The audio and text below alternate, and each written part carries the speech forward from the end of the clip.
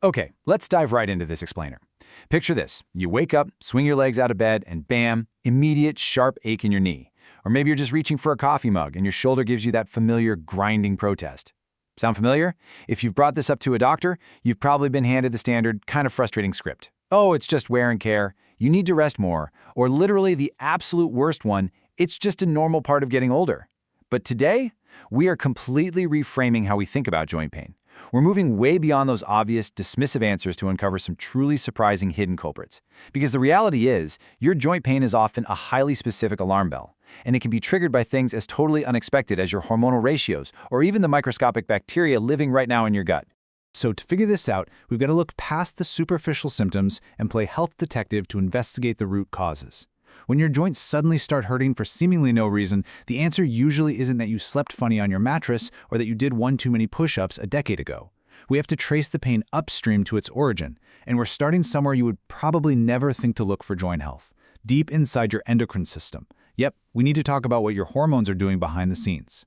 Take this fascinating medical mystery from a Men's Health Forum user who goes by the name Smithers. So Smithers was on a standard testosterone replacement protocol, and he was feeling fantastic. His energy was great, and his joints felt perfectly oiled and completely pain-free. But then, his clinic tweaked his protocol. They added a tiny pill called Estradiol. That's an aromatase inhibitor, which in layman's terms basically stops the body from converting testosterone into estrogen. Well, almost overnight, Smithers developed intense, continuous, agonizing joint pain in his left elbow. He said it felt like walking around with broken glass inside his arm. Crazy, right? Why in the world would a tiny pill meant to balance hormones trigger sudden, localized elbow pain? Well, it all comes down to the super delicate ratio between your testosterone and your estrogen, specifically estradiol. Now, there's this massive misconception out there that estrogen is strictly a female hormone. In reality, it is biologically critical for men too. See, estrogen receptors in the joints are responsible for signaling the body to produce synovial fluid. That's the natural lubrication that keeps your joints gliding smoothly. For men, an optimal biological ratio of testosterone to estradiol is generally somewhere around 14 to 20 to 1. But Smithers' lab work revealed a massive, catastrophic 68 to 1 ratio imbalance. The anastrozole had completely crashed his estradiol. Basically, he had inadvertently created a biological drought inside his own body, completely starving his elbow joint of the fluid it desperately needed to function. Which brings us to the actual structural matrix of your joints. I want to introduce you to an absolute marvel of human biomechanics, GAGs, or glycosaminoglycans. These are incredibly complex carbohydrate and protein structures. Along with sulfur compounds, they form this thick, resilient gel-like liquid that supplies the critical cushioning, lubrication, and shock absorption to your cartilage. Honestly, think of them as your body's microscopic, heavy-duty shock absorbers. Without this dense, protective layer of GAGs, simple everyday actions like walking down a flight of stairs or just carrying groceries would result in bone grinding directly on bone, and that would be pure, unadulterated agony. To really grasp how fragile this system can be, picture those GAGs like a totally dry sponge sitting on your kitchen counter. That dry, stiff sponge, that's just the framework. For that sponge to actually do its job, to be full, thick, and deeply cushiony, it absolutely has to be saturated with water. Cartilage is predominantly made of water, and that makes systemic dehydration a massive, yet entirely hidden cause of joint pain. If you're sitting at a desk all day drinking nothing but coffee, your body's going to prioritize keeping your vital organs hydrated by pulling water away from your extremities. Those GAGs dry up. Your joint cushioning gets thin, brittle, and highly vulnerable to damage. Literally, just failing to drink enough water can shrink your internal shock absorbers. Okay, so if hormones act as the signaling oil, and water actually plumps up the biological sponge, what happens when your body's internal alarm system is constantly going off? This brings us to the bigger picture, your systemic environment. How does the ecosystem created by your gut microbiome and your daily diet either actively fuel or actively fight joint inflammation? It's a huge question because the medical community is increasingly realizing that what happens way down in your digestive tract acts as a direct, undeniable superhighway to the inflammation throbbing in your knees and elbows. Looking at the source material, we actually see two completely distinct yet highly successful dietary perspectives for managing this exact joint pain. On one side, you've got thousands of forum users finding incredible, life-changing relief by adopting carnivore or strict elimination diets. The mechanism here is subtraction, right? They're quickly and aggressively removing common everyday inflammatory triggers like modern wheat, grains, and whey protein. But then, on the completely opposite end of the spectrum, we have clinical findings from Stanford rheumatologist Dr. Tomiko Katsumoto. She strongly advocates for whole food, plant-centered diets. Her clinical research demonstrates that a heavily plant-based approach actively calms an overactive immune system, dramatically improving objective joint scores in patients dealing with severe arthritis. Now here's where the science gets incredibly fascinating.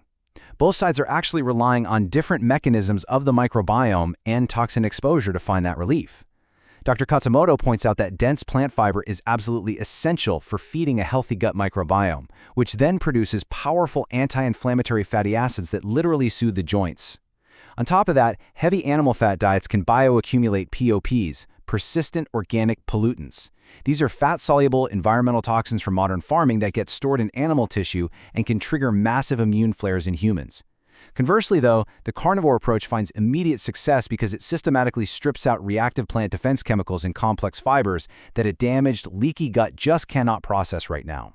It basically halts the inflammatory cascade right at the source.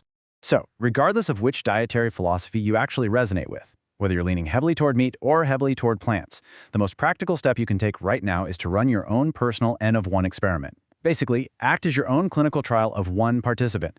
Aggressively eliminate suspect foods for a few weeks, wait for your joint pain to subside, and then slowly reintroduce them one by one. This helps you identify your exact, unique biological triggers. And while you're doing this, you can actively repair that damaged systemic environment using targeted supplements. For example, L-Glutamine is fantastic for physically patching up the microscopic holes in your gut lining while getting complete structural nutrients like glycine, gives your body the literal building blocks it needs to synthesize new collagen and repair joint tissue. All right, let's pivot for a second to mechanical fixes. Let's say your diet is totally pristine, your hormones are perfectly balanced, and you are well hydrated. You might simply be hurting yourself with terrible mechanics in the gym. There are specific joint wrecker movements that you really should consider abandoning.